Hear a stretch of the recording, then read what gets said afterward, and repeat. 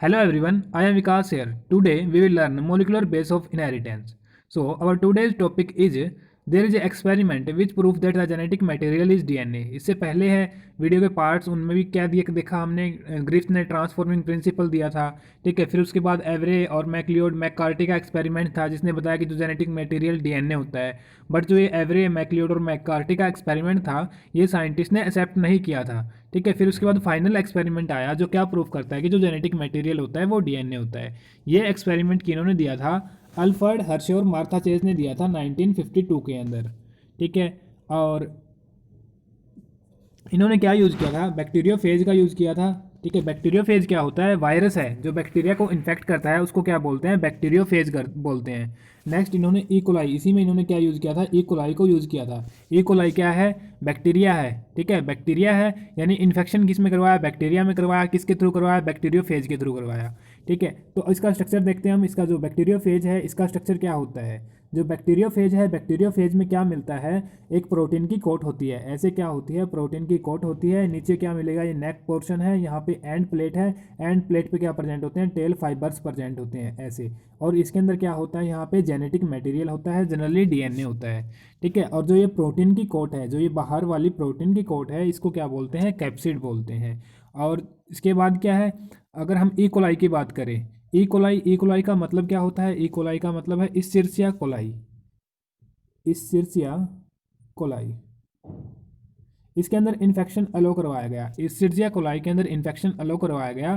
ठीक है, ये फोर स्टेप्स पढ़ते हैं हम इसमें इन्फेक्शियस की स्टेज के। कौन कौन सी? पहली आती है एब्जॉर्प्शन, सेकंड आता है इंजेक्शन, थर्ड रेप्लिकेशन और फोर्थ है लाइसिस।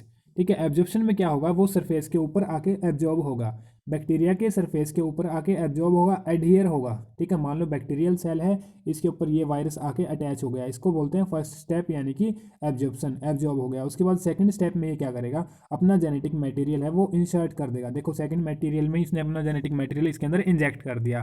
थर्ड पॉइंट क्या कह रहा है? रेप्लिकेशन, यानी ये अपना नंबर अब यहाँ पे क्या करेगा? इंक्रीज करेगा। इसको रेप्लिकेशन बोल रहे हैं जब ये कॉपी प्रोड्यूस कर रहा है। ठीक है, फिर उसके बाद अपना नंबर इंक्रीज करने के बाद यहाँ से ये सेल ब्रस्ट हो जाएगी, बैक्टीरियल सेल, जिसको क्या बोलते हैं? लाइसिस। लाइसिस का मतलब होता है ब्रेक डाउन, यानी ये सेल क्या होगी? यहाँ से ब्रस्ट हो गई और ये वायरस यहाँ से क्या हो जाएंगे? रिलीज हो जाएंगे। यानी फोर स्टेप होंगे: absorption, injection, replication and lysis.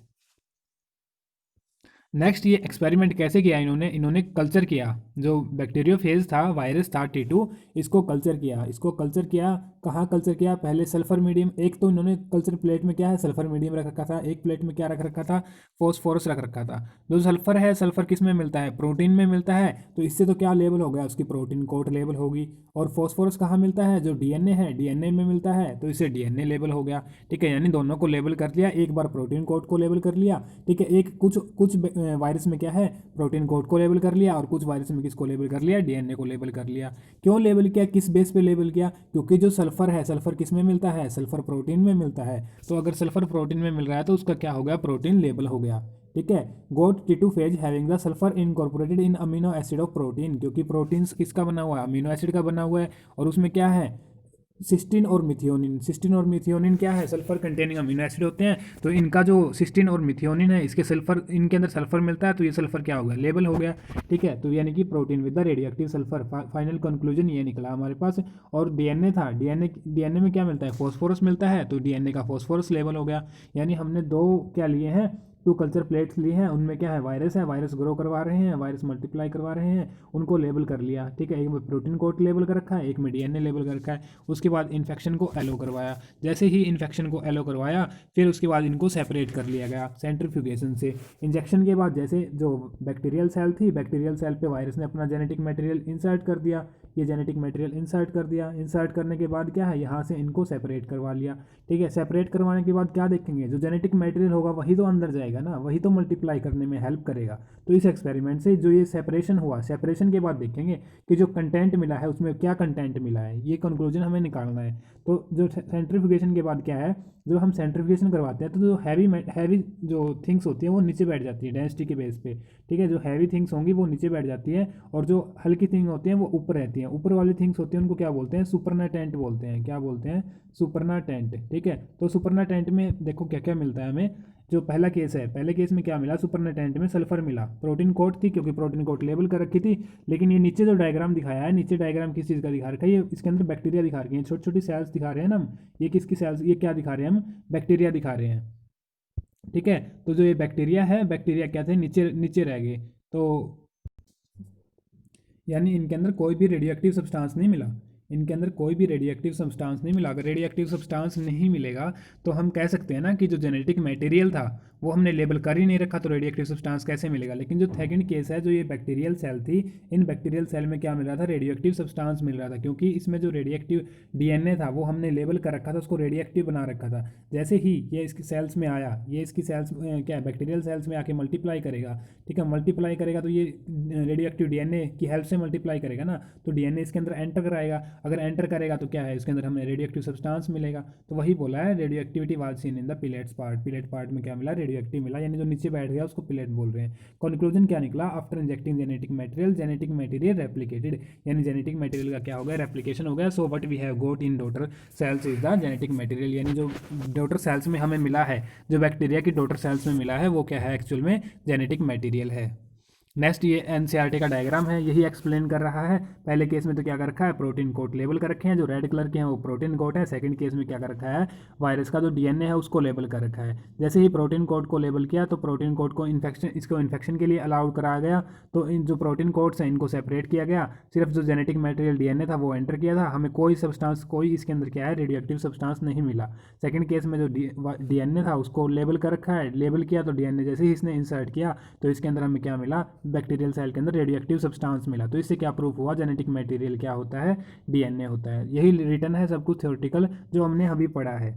Guru some T2 on a medium containing the radio active phosphorus and other on the radio active sulphur, कुछ को किस पे ग्रो करवाया, रेडियो एक्टिव फॉस्फोरस पे ग्रो करवाया, कुछ को रेडियो एक्टिव सल्फर पे ग्रो करवाया। ठीक है, वायरस जो किस पे ग्रो करवाए थे, रेडियो एक्टिव फॉस्फोरस पे ग्रो करवाए थे, उनके अंदर क्या मिल रहा था, रेडियो एक्टिव डीएनए, उनका रेडियो एक्टिव डीएनए हो गया। ठीक है, सेकंड केस में क्या है, जो रेडियो एक्टिव सल्फर पे ग्रो करवाए थे उनका जो प्रोटीन कोड था वो लेबल हो गया। ठीक है, उनके अंदर रेडियो एक्टिव प्रोटीन कोट मिलने लग गया। Radioactive T2 were allowed to attach the E coli, उसके बाद इन्फेक्शन के लिए अलाउ कराया गया, उनको अटैचमेंट करवाया गया वायरस का और बैक्टीरिया का। जैसे ही उन्होंने अपना जेनेटिक मटेरियल इंजेक्ट कर लिया, वायरल कोट हमने रिमूव करवा दिया by agitating them in a blender, एक ब्लेंडर के अंदर उनको शेक किया। एजिटेट का मतलब क्या होता है, शेक करना, उनको शेक किया गया और जो बैक्टीरियल सेल थी और जो वायरल जो प्रोटीन कोड था उनको सेपरेट करवा लिया। जैसे ही यहाँ से सेपरेट किया फिर उसको हम एनालाइज करेंगे, फिर उसको हम क्या करेंगे, एनालाइज करेंगे। नेक्स्ट क्या है, bacteria which was infected with virus had the radio active DNA, जो क्या है इन्फेक्टेड किया था, जो वायरस ने इन्फेक्ट, जिसका हमने रेडियो एक्टिव डीएनए लेबल कर रखा था। ठीक है, और जो डीएनए से था उसके अंदर क्या है, रेडियो एक्टिव डीएनए मिल रहा है। Bacteria which was infected with virus that had the radio active protein, जिसके अंदर रेडियो एक्टिव प्रोटीन मिल रहा था, वो क्या है, उनका जो रेडियो एक्टिव सब्सटेंस था वो बैक्टीरियल सेल में नहीं मिला। क्योंकि फाइनल कंक्लूजन क्या देख रहे हैं हम, जो बैक्टीरियल सेल है, बैक्टीरियल सेल में क्या जाता है, इसका डीएनए जाएगा ना वायरस का, और डीएनए ही हमने लेबल कर रखा है। तो हमने देख लिया कि रेडियो एक्टिव डीएनए मिला है या रेडियो एक्टिव प्रोटीन मिला है जो उसमें गया था। This indicated that the protein did not enter in the bacteria from virus, और DNA is the genetic material, यानी फाइनल क्या है, जेनेटिक मटेरियल डीएनए है जो एंटर करता है वायरस से बैक्टीरिया में। नेक्स्ट है डीएनए वर्सेस आरएनए, यानी हम देख रहे हैं कौन सा जेनेटिक मटेरियल बेस्ट है, डीएनए है या आरएनए है। तो डीएनए और आरएनए दोनों ही म्यूटेशन शो करते हैं, both so mutation, yes. RNA भी म्यूटेशन शो करता है, यस। ठीक है, दोनों में म्यूटेशन देखने को मिलती है। फिर उसके बाद हमने देखा कि जो रिएक्टिविटी है वो क्या है, स्टेबिलिटी के बेस पे बताएंगे कि जो इसके अंदर क्या है, एक ही OH ग्रुप होता है। जो डीएनए है, डीएनए का जब हम राइबोज शुगर करते हैं तो राइबोज शुगर में क्या है, सिंगल OH मिलता है। ठीक है, हमने बताया था जो सेकंड पोजीशन है और थर्ड पोजीशन है, यहाँ पे OH होते हैं, यहाँ पे OH फंक्शनल ग्रुप होते हैं। तो डीएनए में सिर्फ कौन सा OH मिलता है, जो थर्ड पोजीशन पे OH है वो मिलता है, लेकिन राइबोज शुगर में दोनों मिलते हैं। तो आरएनए में राइबोज होती है, यानी आरएनए में 2 OH ग्रुप होंगे और डीएनए में एक ही OH ग्रुप होगा। ठीक है, और नेक्स्ट बात करें थाइमिन की, जो डीएनए के अंदर क्या मिलता है, थाइमिन मिलता है। थाइमिन का एक और नाम होता है, ध्यान रखना है, थाइमिन का नाम क्या है, 5 मिथाइल यूरेसिल। थाइमिन क्या है, स्टेबल है, और आरएनए में क्या मिलता है, यूरेसिल मिलता है। थायमिन की जगह क्या मिलता है, यूरेसिल मिलता है। और यूरेसिल अनस्टेबल है, क्यों अनस्टेबल है, क्योंकि because it is formed from cytosine by deamination, deamination से फॉर्म होता है और किससे, साइटोसिन से। तो ये क्या है, लेस स्टेबल है। तो हम फाइनली कंक्लूड कर सकते हैं कि इनमें से कौन सा ज़्यादा स्टेबल होगा, डीएनए क्या रहेगा, ज़्यादा स्टेबल रहेगा, ठीक है, और आरएनए क्या रहेगा, लेस स्टेबल रहेगा। नेक्स्ट देखिए, एक्सप्रेशन ऑफ इंफॉर्मेशन। तो इन्फॉर्मेशन कैसे एक्सप्रेस होती है, डीएनए इन्फॉर्मेशन को कैसे एक्सप्रेस करता है, डीएनए से एमआरएनए बनाएगा, एमआरएनए से प्रोटीन बनेगा। लेकिन आरएनए क्या है, डायरेक्टली इन्फॉर्मेशन को पास कर देता है, डायरेक्टली इन्फॉर्मेशन को पास कर देता है, डायरेक्टली प्रोटीन की फॉर्मेशन कर देता है। अगर किसी ऑर्गेनिज्म में जेनेटिक मटेरियल क्या है, अगर किसी ऑर्गेनिज्म में जेनेटिक मटेरियल आरएनए है, तो उसमें क्या होगा, पहले डीएनए बनेगा, उसको क्या बोलते हैं, रिवर्स ट्रांसक्रिप्शन बोलते हैं। फिर क्या बनेगा, डीएनए से एमआरएनए बनेगा, और एमआरएनए से क्या, प्रोटीन बनेगा। यानी जब आरएनए से डीएनए की फॉर्मेशन होती है, आरएनए से क्या बन रहा है, डीएनए बन रहा है, तो इसको क्या बोलते हैं, रिवर्स ट्रांसक्रिप्शन, इसको बोलते हैं रिवर्स ट्रांसक्रिप्शन। और जब डीएनए से, जो नॉर्मल प्रोसेस होती है, नॉर्मल प्रोसेस में क्या होता है, डीएनए से क्या बनता है, डीएनए से आरएनए बनता है, जिसको ट्रांसक्रिप्शन बोलते हैं। और आरएनए से क्या बनता है, प्रोटीन बनता है, जिसको क्या बोलते हैं, ट्रांसलेशन बोलते हैं। और इस पूरी प्रोसेस को क्या बोलते हैं, सेंट्रल डोग्मा बोलते हैं। Thanks for watching and keep supporting me with like and subscribe the channel for more such videos.